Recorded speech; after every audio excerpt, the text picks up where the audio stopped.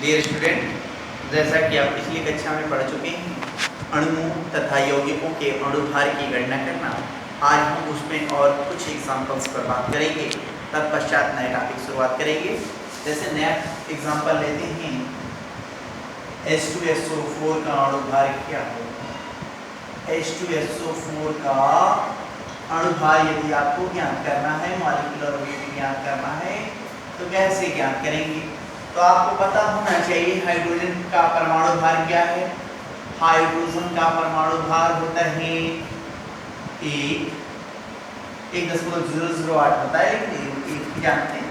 Sulphur का परमाणु भार क्या होता है 32। ऑक्सीजन का परमाणु भार होता है क्या 16।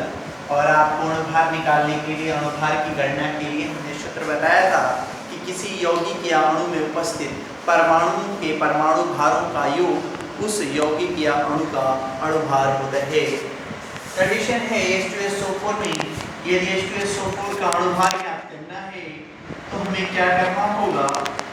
H2SO4 में कितने हाइड्रोजन परमाणु हैं, तो 2 हाइड्रोजन परमाणु है, तो हाइड्रोजन का परमाणु भार तो क्या है, संख्या लेंगे, हाइड्रोजन का परमाणु भार ले लेंगे, प्लस सल्फर है, एक ही सल्फर है तो केवल एक सल्फर का परमाणु भार,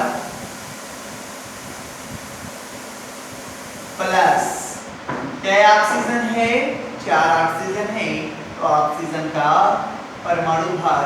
और ऊपर वैल्यू आपको दिया गया है, सीधे पुटअप करना है और हल कर देना है। हाइड्रोजन का कितना हुआ 2 × 2 हो गया, सल्फर का कितना हुआ 32 हो गया, और ऑक्सीजन का कितना हुआ 4 × 16 बराबर, तो 2 धन 32 धन 16 चौका 64, कितना आ गया 98। तो कोई पढ़ा लिखा आपसे पूछा कि H2SO4 का अणुभार क्या होगा 98। नेक्स्ट आपको एग्जांपल दे दिया जाए इसी पर, तो देखिए फिर से नेक्स्ट एग्जांपल। सपोज दैट आपसे पूछ लिया गया सोडियम कार्बोनेट, सोडियम कार्बोनेट का अणुभार क्या हो। तो सोडियम कार्बोनेट में कितने सोडियम परमाणु, पहले जान लें कि सोडियम का परमाणु भार कितना होता है, तो 23। कार्बन का कितना होता है 12। ऑक्सीजन का कितना होता है 16। ये आपको दिया रहेगा, या आपको हमने पहले बोला कि अध्ययन 30 तक के तत्वों का परमाणु भार का अध्ययन कर लें आप। सोडियम कार्बोनेट का अणुभार बराबर, अणुभार बराबर कैसे सोडियम परमाणु है तो 2 सोडियम है, कितने कार्बन है तो 1 कार्बन है, कितने ऑक्सीजन है तो 3 ऑक्सीजन है। ऑक्सीजन का परमाणु भार सबका ले लेंगे, तो 2 सोडियम, सोडियम का कितना 23, ऑक्सीजन कार्बन का कितना तो 12, और ऑक्सीजन का कितना 16, 23 दूना के 46 धन 12 धन 16 तिया 48, जोड़ देंगे तो क्या होगा 6 2 8 8 16, 106 आंसर आ जाए। तो 106 किसका है सोडियम कार्बोनेट का अणुभार। यदि जैसे एग्जांपल के रूप में ले लिया जाए sodium carbonate, sodium carbonate decahydrate का अणुभार निकालना हो तो सोडियम कार्बोनेट डेकाहाइड्रेट का अणुभार, तो इसी के अंदर क्या मेंशन कर लेंगे, डॉट इसको बोलते हैं डॉट। ये धामन सोडा का सूत्र है, धामन सोडा का सूत्र। तो धामन सोडा में आप सोडियम कार्बोनेट का कितना निकाले हैं 106 प्लस 10, और हाइड्रोजन कितने हैं इसमें 2 × 1 धन 16 बराबर कितना हो जाएगा तो 106 ये रहेगा, 10 × 2 धन 16, 16 2 18, 18 का गुणा करेंगे 10 में कितना आएगा 180, जोड़ देंगे आंसर हो जाएगा 286। 286 आपका क्या हो जाएगा धामन सोडा का अणुभार। ऐसे ही आपको नीचे हम पीडीएफ भेजेंगे या पिक्चर्स देके उससे क्वेश्चंस को हल करेंगे। नेक्स्ट टॉपिक है तुल्यांकी भार। नेक्स्ट टॉपिक है तुल्यांकी भार। किसी पदार्थ का तुल्यांकी भार क्या होता है पहले जान लें। तो उसकी परिभाषा है कि किसी पदार्थ का तुल्यांकी भार उस पदार्थ के द्रव्यमान अनुसार भागों की वह संख्या है जो द्रव्यमान अनुसार हाइड्रोजन के 1.008 भाग से अथवा ऑक्सीजन के 8 भाग से या क्लोरीन के 35.5 भाग से या तो संयोग करता है अथवा प्रत्यक्ष या अप्रत्यक्ष रूप में विस्थापित होता है। बात करते हैं कि सर परिभाषा तो लंबी चौड़ी हो गई, लेकिन गणना करना कैसे करते हैं।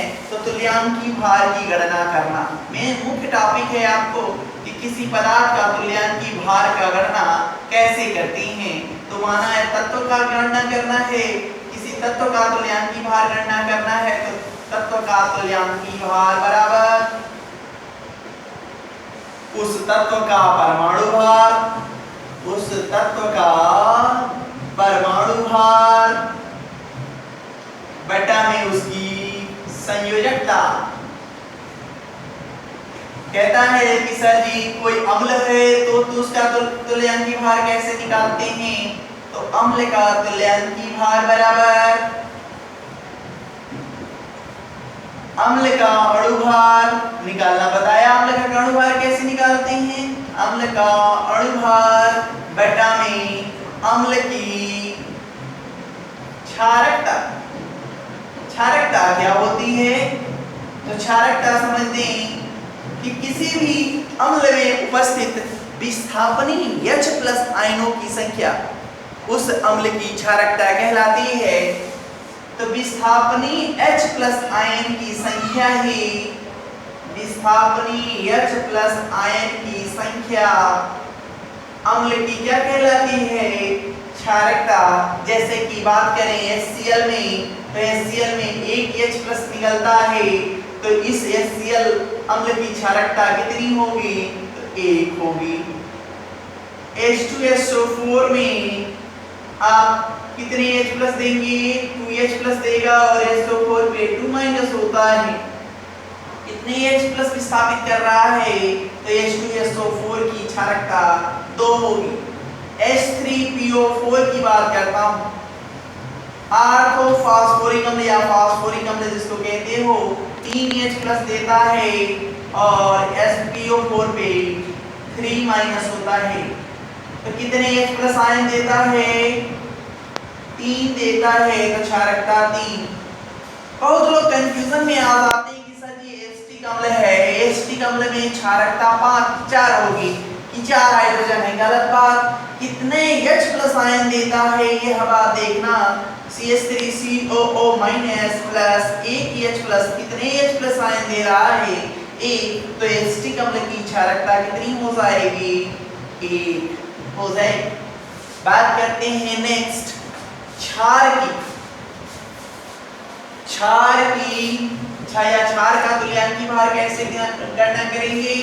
तो क्षार का तुल्यांकी भार बराबर क्षार का तुल्यांकी भार बराबर क्षार का अणु भार, क्षार का अणु भार बटा में क्षार की अम्लीयता।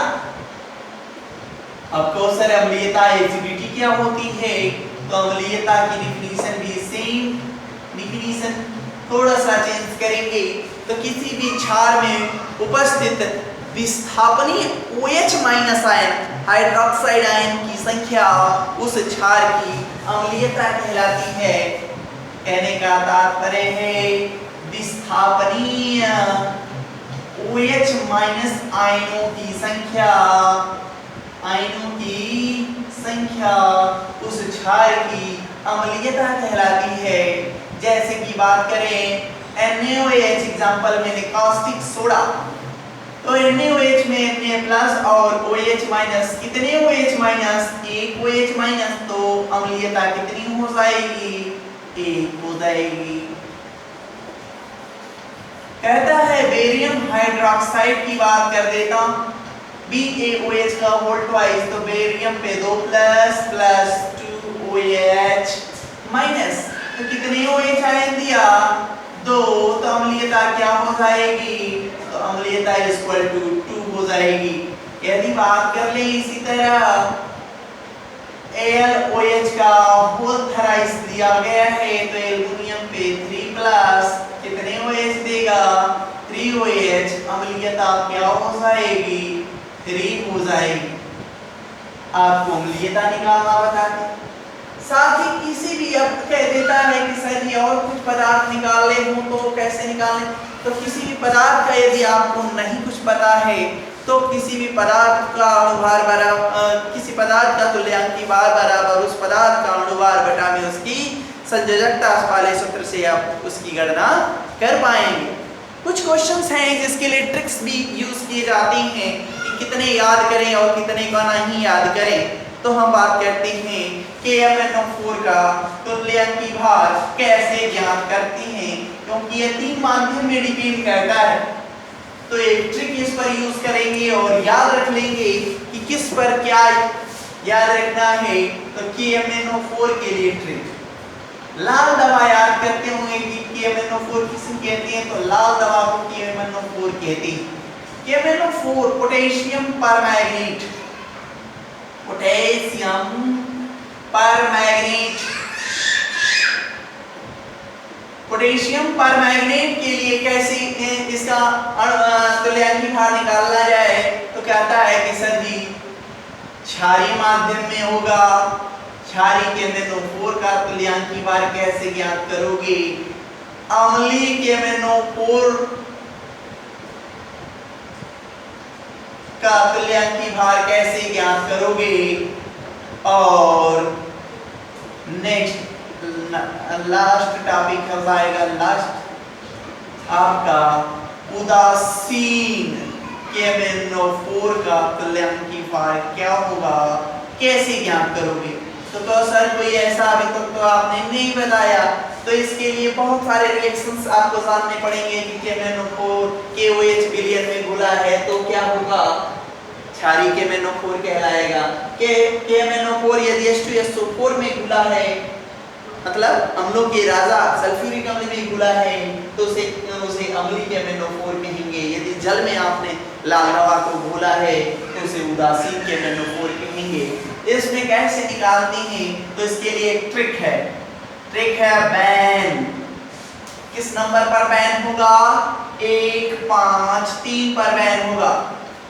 ये एकदम फोकस रखेंगे कि KMnO4 का अणुभार कैसे निकालेंगे, तो याद रखेंगे KMnO4 का अणुभार यदि अम्लीय, क्षारीय और उदासीन माध्यम में निकालना है तो एक ट्रिक को याद रखेंगे, ban. B for basic, basic का मतलब क्षारीय, A फॉर एसिडिक, एसिडिक का मतलब अम्लीय, N फॉर न्यूट्रल, न्यूट्रल का मतलब उदासीन। और ये जो नंबर्स हैं इस नंबर की सहायता से अर्थात क्षारीय KMnO4 का अणुभार बराबर, क्षारीय KMnO4 का तुल्यांकी भार बराबर KMnO4 का अणुभार बटा में क्षारीय के लिए कितना, उसकी आक्सीकरण संख्या में परिवर्तन कितना होगा?